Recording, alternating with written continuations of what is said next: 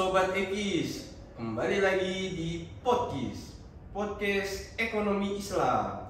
Pada kesempatan kedua kali ini, kita akan membahas berprestasi di kala berorganisasi. Di samping saya sudah ada pemateri, mungkin dari pemateri bisa memperkenalkan diri. Ya, baik, kepada host saya ucapkan terima kasih yang sebanyak-banyaknya telah memberikan saya kesempatan sehingga mengundang saya gitu, di kesempatan podcast ekonomi Islam pada kali ini. Sebelumnya perkenalkan, saya Syahrul Ramadan dari mahasiswa program studi ekonomi Islam Fakultas Ekonomi dan Bisnis Universitas Muhammadiyah Profesor Dr. Hamka. Alhamdulillah saat ini saya sedang menempuh semester 6 atau semester genap tahun ajaran 2022-2023. Jadi pada podcast kali ini kan temanya berprestasi di kala berorganisasi nih Bang. Jadi apakah kita bisa berprestasi di kala berorganisasi? Ya, baik, saya jawab ya pada host. Jadi jika kita memang itu sedang aktif dalam berorganisasi, itu jawabannya tentu bisa banget ya untuk jadi aktivis organisasi yang berprestasi seperti itu. Kenapa saya bilang demikian? Karena banyak sekali nih orang-orang yang memang terlibat dalam organisasi, baik itu organisasi yang bergerak di lingkungan sosial, politik, dan kemasyarakatan lainnya, itu dia memiliki prestasi yang sangat amat luar biasa seperti itu. Nah, di sini juga kenapa sih orang-orang yang sudah berprestasi dan terlibat aktif di dalam organisasi itu dia bisa memperoleh prestasi yang sangat amat luar biasa? Dikarenakan jika seseorang itu masuk ke dalam organisasi itu, dia dapat mengembangkan segala bentuk peluang, mulai dari peluang untuk belajar seperti networking, kepemimpinan dan manajemen waktu dan lain sebagainya gitu. Sehingga peluang bagi aktivis berorganisasi untuk mendapatkan prestasi yang sangat amat luar biasa itu sangat banyak sih kalau buat saya. Nah, di sini akan tetapi ada beberapa catatan penting yang memang harus dijalani oleh aktivis yang hendak menjadi aktivis yang berorganisasi seperti itu. Seperti memprioritaskan segala sesuatu yang memang diharuskan menjadi sebuah prioritas.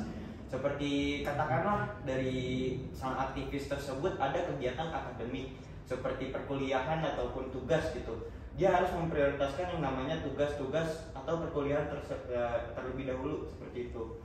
Jadi di sini bukan berarti kita menyalahkan aturan yang memang sudah menjadi tanggung jawab kita gitu ketika kita masuk ke dalam dunia perkuliahan seperti itu. Tetapi memang di sini itu kita tidak perlu yang namanya enggan untuk mengatakan tidak gitu. Jika memang membutuhkan banyak waktu dan energi dan pikiran serta tenaga itu dalam kegiatan organisasi gitu.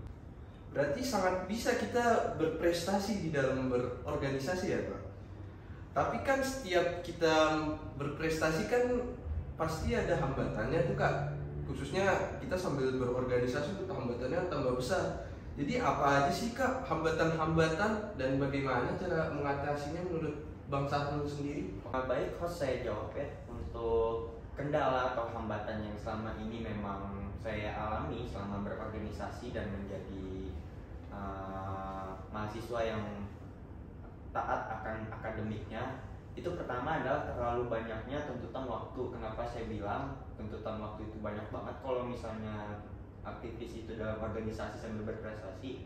Karena dia harus mengerahkan yang namanya energi dan tenaga serta waktunya untuk di organisasi itu setengah, dan juga mengerahkan sisanya itu atau separuhnya itu ke akademik seperti itu Kak gitu. Kemudian yang kedua itu terjadinya konflik atau berbenturan antar kegiatan di akademik dengan organisasi seperti itu. Hal ini menjadi penyebab bahwasannya fokus saya itu lebih tertuju kepada satu bidang saja gitu. Seperti misalnya organisasi ya organisasi, akademik ya akademik seperti itu Kak. Kemudian yang ketiga itu adalah komunikasi yang buruk. Nah, ketika saya menjalankan sebuah organisasi atau bergerak di organisasi itu pernah sesekali terjadi komunikasi yang buruk seperti itu. Seperti misalkan ada kegiatan dalam organisasi yang mengharuskan saya untuk hadir ke dalam kegiatan tersebut seperti itu. Tetapi ada juga kegiatan akademik yang mengharuskan saya juga itu untuk menjalankan tugas-tugas saya sebagai mahasiswa gitu. Kemudian yang terakhir itu adalah kurangnya keterampilan dalam manajemen waktu. Nah, ini merupakan kecerobohan saya juga sih dalam hal manajemen waktu yang memang sangat kurang sekali saat itu. Bahwasanya pembagian waktu yang sudah berjalan ketika saya menghadapi suatu tantangan dalam berorganisasi dan menjalankan akademik itu sangat mengganggu sekali dan menyebabkan terjadinya penghambatan saat kita menjalankan keduanya sekaligus seperti itu. Nah, dari beberapa hambatan yang sudah saya sebutkan tadi itu tentunya pasti ada ya, karena setiap permasalahan itu ada solusinya atau jalan keluarnya seperti itu.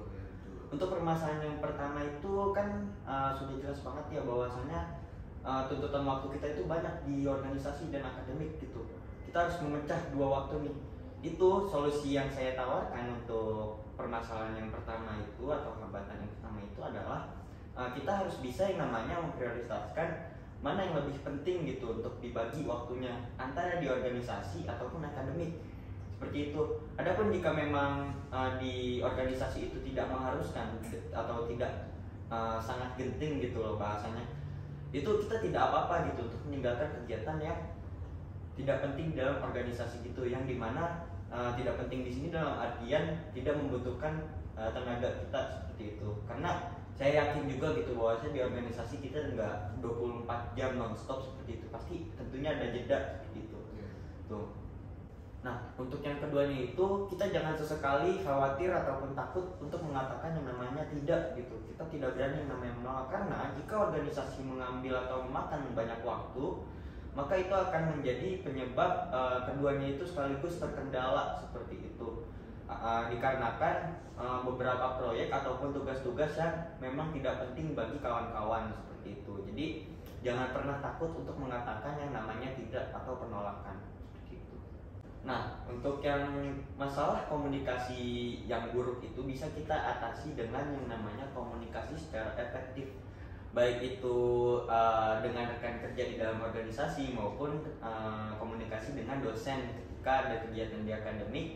Maka kita harus mengkomunikasikan dengan rekan kerja agar mereka mengetahui apa yang memang saat ini sedang menjadi tanggung jawab kita di akademik seperti itu. Kemudian jika kita memiliki kegiatan di organisasi, maka kita perlu yang namanya komunikasi secara efektif kepada dosen. Dengan demikian hambatan berupa komunikasi yang buruk itu bisa teratasi. Nah, kemudian untuk hambatan yang keempat itu sendiri kan tadi saya sudah bilang ya bahwasannya manajemen waktu itu mempengaruhi. Nah, solusinya untuk manajemen waktu itu kita bisa nih mempelajari yang namanya teknik produktivitas untuk membagi antara kegiatan di organisasi dengan kegiatan di akademik seperti itu. Dengan demikian tujuan daripada organisasi kita dan tujuan daripada prestasi di akademik kita itu dapat mencapai tujuan secara bersamaan, secara efektif seperti itu. Bisa dibilang dari yang sudah Bang Sahrul katakan tadi bahwa hambatan dalam berorganisasi yaitu tuntutan waktu. Kita bisa mengatasi tuntutan waktu dengan cara memanage waktu kita menjadi lebih baik. Kemudian ada juga bentrok di antara organisasi dan juga akademik. Untuk mengatasinya kita harus bisa penolakan. Jadi contohnya tuh bisa dibilang seperti ini ya Bang. Misalnya kita dikasih yang job desk yang bukan job desk kita harus menolak seperti itu kan ya Bang. Oke, untuk yang selanjutnya ada komunikasi yang buruk. Untuk itu kita seperti yang Bang Sahrul katakan tadi, kita bisa memperlancar komunikasi kita agar lebih baik.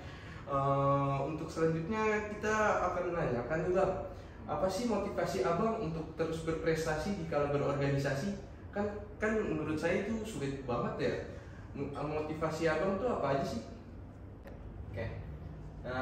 Untuk motivasi yang selama ini menjadi pendorong saya gitu untuk terus aktif berorganisasi sambil berprestasi, yang pertama itu dengan mengikuti organisasi itu kita bisa yang namanya meningkatkan beberapa keterampilan seperti kepemimpinan, terus kemudian manajemen waktu dan komunikasi seperti itu, sehingga dengan ikut berorganisasi atau aktif berorganisasi ini dapat membuka peluang yang lebar seperti itu untuk kita bisa terus berprestasi seperti itu.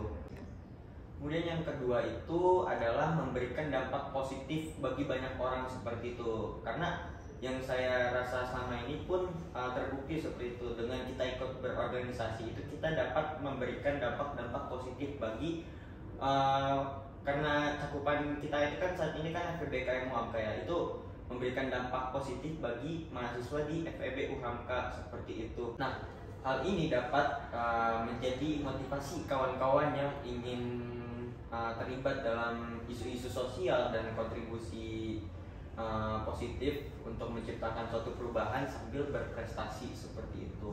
Jika kita hendak berorganisasi akan tapi tetap berprestasi di akademiknya seperti itu. Yang ketiga yang memang saat ini dan masih sampai saat ini tuh untuk menjadi motivasi saya untuk tetap aktif dalam organisasi khususnya di kelembagaan FEB KM UHAMKA itu sendiri adalah bisa membangun jaringan sosial dan hubungan yang positif gitu sama mahasiswa seperti itu. Serta dengan kita ikut berorganisasi akan tetapi ingin terus berprestasi di akademik itu kita dapat menemukan teman-teman yang memang memiliki minat dan tujuan yang sama, yaitu untuk mencapai tujuan di akademiknya dengan takarnya atau ukurannya masing-masing seperti itu ya. Yang keempat itu memang saat ini menjadi motivasi saya untuk terus aktif di dalam organisasi khususnya di kelembagaan FEB KM UHAMKA itu adalah meningkatkan peluang karir di masa depan seperti itu. Karena dengan ikut organisasi itu tentunya kita bisa mendobrak pintu relasi yang membuat kita itu mempunyai relasi yang banyak seperti itu. Dengan demikian peluang untuk karir atau kesempatan untuk karir di masa depan nanti itu sangat banyak jika kita ikut aktif dalam berorganisasi. Apalagi kalau misalnya kita aktif dalam berorganisasi dengan disertai beberapa capaian-capaian prestasi di akademik yang tentunya sangat luar biasa. Seperti yang Bang Sahrul katakan tadi, semoga kalian yang menonton ini ikut termotivasi juga ya, agar bisa lebih berprestasi lagi. Untuk selanjutnya, apa aja sih Bang yang udah ente dapetin, atau bahasanya keterampilan apa aja yang ente udah dapet dari aktif berorganisasi?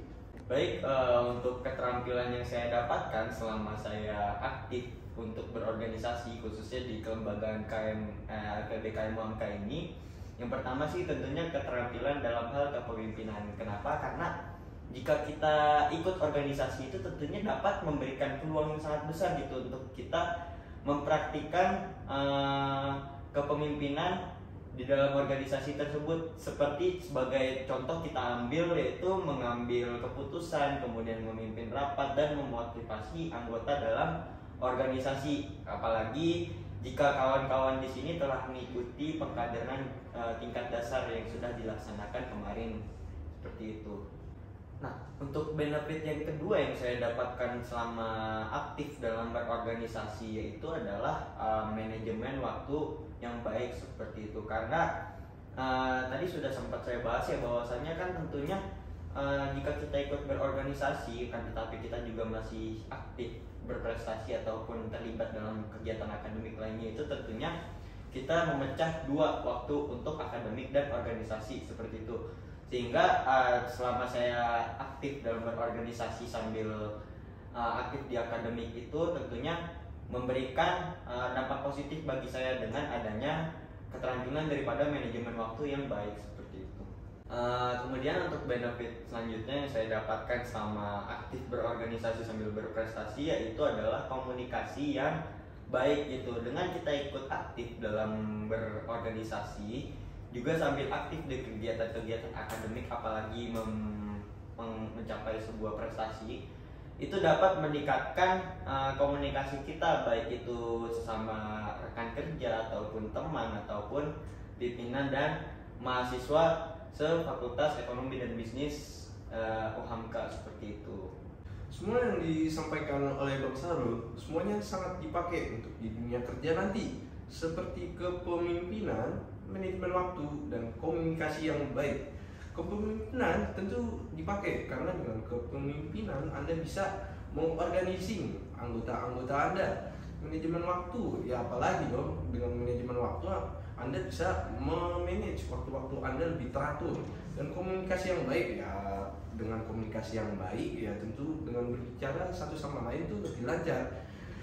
Untuk selanjutnya nih Kak, bagaimana sih kita berkolaborasi sama anggota demi mencapai tujuan yang sama? Oke, tentunya sih yang paling pertama lagi-laginya itu adalah komunikasi itu secara efektif. Kenapa komunikasi terus seperti itu? Karena komunikasi itu adalah kuncinya keselarasan dalam menjalankan organisasi untuk mencapai tujuan yang sama seperti itu. Dengan kita memberikan ide ataupun bertukar ide satu sama lain itu tentunya sangat membantu sekali gitu untuk mencapai tujuan yang sama dalam sebuah organisasi seperti itu. Kemudian itu yang kedua adalah memiliki atau mengambil peran masing-masing dalam hal kontribusi. Di sini setiap anggota itu dipastikan memiliki tugas atau job desk secara merata ataupun adil seperti itu. Dengan demikian tingkat efisiensi untuk mencapai sebuah tujuan organisasi itu dapat tercapai secara efektif seperti itu. Yang ketiga, untuk berkolaborasi itu kita bisa yang namanya menghargai gitu pendapat ataupun masukan dari orang lain seperti itu. Kuncinya jika kita ingin dihargai maka kita harus menghargai pula pendapat-pendapat yang memang keluar daripada orang lain berdasarkan inovasi-inovasi yang mereka hadirkan selama menjalankan kegiatan-kegiatan di organisasi tersebut seperti itu. Nah, untuk poin yang keempat yang menjadi upaya saya untuk berkolaborasi dengan anggota organisasi yang lainnya itu adalah membuat rencana atau jadwal kerja secara bersama-sama. Kenapa? Karena dengan kita membuat jadwal ataupun rencana kerja secara bersama-sama itu dapat membantu kita ataupun anggota organisasi yang lainnya untuk berkolaborasi secara efektif seperti itu.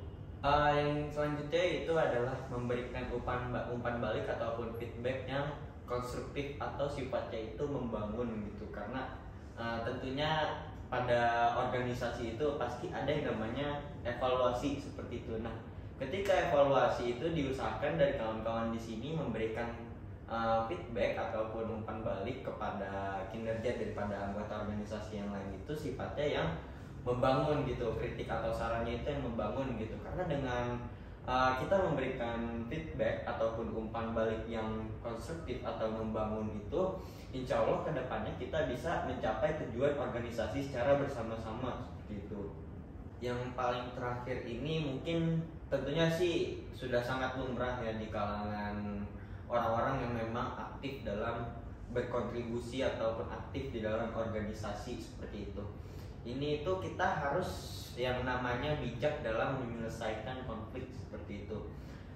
Dengan demikian, kalau misalnya kita mengambil keputusan yang tepat berdasarkan diskusi dengan anggota organisasi yang lain, itu kita dapat memperkuat dari segi kinerja dan juga memberikan kepercayaan kepada anggota organisasi yang lain seperti itu, bahwasanya kita semua yang terlibat dalam organisasi itu dapat mencapai tujuan yang memang sudah menjadi patokan di awal sebelum memasuki organisasi seperti itu. Jadi cara berkolaborasi dengan sesama anggota menurut Bang Sahrul itu adalah komunikasi. Kenapa sih komunikasi? Ya tentu dong, ya gimana caranya kita bisa berkolaborasi kalau kita nggak bisa berkomunikasi yang baik. Terus ada menentukan peran masing-masing, kemudian ada menghargai perspektif dan kontribusi setiap anggota, kemudian ada membuat jadwal kerja dan memberikan feedback. Nah, untuk selanjutnya nih Bang, ada nggak sih tantangan terbesar yang pernah Abang hadapi dalam berorganisasi? Terus gimana sih caranya dari tantangan tersebut bisa diatasinya? Untuk tantangan terbesar yang memang saya pribadi pernah alami itu adalah terjadi konflik yang dipicu akibat ketidaksepemahaman antar anggota, baik itu daripada kepribadian dan lain sebagainya seperti itu. Nah, konflik ini tuh hadir yang mengakibatkan terjadinya sulit dalam memberikan komunikasi yang efektif gitu. Nah, cara menyelesaikannya itu gimana sih kita dalam menghadapi konflik sedemikian seperti itu. Nah, kita bisa menyelesaikannya dengan cara pertama, kita harus menyelesaikan secara kepala dingin menggunakan jalur kekeluargaan seperti itu. Kemudian yang kedua itu kita harus menghargai pula. Jika kita ingin didengarkan, maka kita juga harus mendengarkan seperti itu. Nah, kemudian yang ketiga itu adalah cari waktu yang tepat untuk berbicara dengan orang-orang yang memang terlibat di dalam konflik tersebut seperti itu. Oh, jadi tantangan yang pernah Bang Sahrul hadapi selama berorganisasi itu adanya miskomunikasi antara anggota. Kita bisa menyelesaikannya dengan cara diselesaikan dengan kepala dingin atau kekeluargaan. Ya tentu dong, kita harus menyelesaikannya secara kekeluargaan. Kalau misalnya kita melakukan dengan marah-marah, yang ada kita baku hantam. Selanjutnya menghargai pendapat. Ini saya sepakat banget. Soalnya kalau kita mau dihargai, kita harus menghargai orang dulu. Misalnya kita nggak mau menghargai orang, ya orang juga nggak respect dong ke kita. Selanjutnya ada mencari waktu yang tepat. Ya tentu dong. Misalnya tuh orang lagi ngomel-ngomel, terus kita masuk, ya yang ada kita digaplok. Bahasanya kan kayak gitu ya. Nah, selanjutnya nih ada nggak sih tips-tips dalam berorganisasi agar bisa berprestasi di akademik? Untuk tipsnya itu sendiri ada ya pastinya. Yang pertama itu kita harus yang namanya menetapkan prioritas kita. Di sini sangat penting banget untuk memprioritaskan tugas-tugas akademik yang diberikan oleh dosen gitu. Khususnya tugas-tugas yang memang memiliki tenggat waktu ataupun deadline yang dekat seperti itu. Dengan cara kita membuat timetable secara teratur untuk tugas-tugas yang memang diberikan oleh dosen setiap minggunya seperti itu. Yang kedua itu adalah manajemen waktu yang baik. Sekali lagi manajemen waktu itu yang baik seperti itu. Karena jika kita dihadapkan dengan situasi ataupun kondisi itu, kita tidak bisa mengerjakan sesuatu itu secara instan atau secara gerabak gerubuk gitu. Kita harus mengatur dari jauh-jauh hari. Kegiatan di organisasi apa, kegiatan di akademik apa, itu kita harus yang namanya atur sedemikian rupa agar tertata dengan rapi. Karena dengan demikian kita dapat menghindari terjadinya bentrok seperti itu antara kegiatan di akademik dan organisasi. Yang ketiga itu adalah komunikasi yang baik. Lagi-lagi komunikasi sih tips saya tentunya pasti komunikasi terus ya teman-teman ya. Untuk komunikasi di sini kita harus tetap berkomunikasi dengan anggota lain dalam sebuah organisasi dan dosen seperti itu. Yang sebagaimana sudah saya katakan tadi, bahwasanya ketika kita ada kegiatan di akademik, kita harus berkomunikasi dengan anggota organisasi yang lain. Dan ketika kita ada kegiatan di organisasi, maka kita harus komunikasikan nih ke dosen. Jangan sampai komunikasi itu hilang teman-teman, karena akan memicu terjadinya kesalahpahaman antara akademik dengan organisasi seperti itu. Perspektifnya akan menimbulkan dampak-dampak negatif seperti itu untuk tiap individu yang memang menjalankan organisasi dan susah membagi antara waktu di akademik dan di organisasi. Jadi menurut Bang Sahrul tipsnya ada 3, yaitu skala prioritas, manajemen waktu yang baik, lagi-lagi manajemen waktu. Ya tentu dong manajemen waktu, soalnya yang mengatur waktu kita arahnya kemana. Misalnya manajemen waktu kita buruk, ya tentu saja tata letak ke hari kita tuh nggak rapi lah istilahnya gitu. Komunikasi yang baik, ya lagi-lagi komunikasi. Ya karena dalam berorganisasi tentu saja kita harus berkomunikasi yang baik supaya menjadi lebih efisien dan terstruktur. Baik, untuk closing statement dari saya, berprestasi di kala aktif berorganisasi merupakan suatu hal yang memungkinkan kita untuk dicapai. Dengan catatan di sini itu dicapai melalui manajemen waktu yang baik, komitmen yang tinggi, dan komunikasi yang efektif seperti itu. Maka dari itu kita tidak perlu takut untuk yang namanya berprestasi sambil berorganisasi seperti itu. Maka dari itu yuk teman-teman, kita jangan takut untuk ikut organisasi dan tetap berprestasi. Sekian untuk podcast kali ini. Terima kasih atas semua yang sudah berpartisipasi, dan untuk teman-teman semoga termotivasi atas podcast kali ini. Terima kasih sudah menonton. Thanks for watching. Arigatou gozaimasu. Bye bye.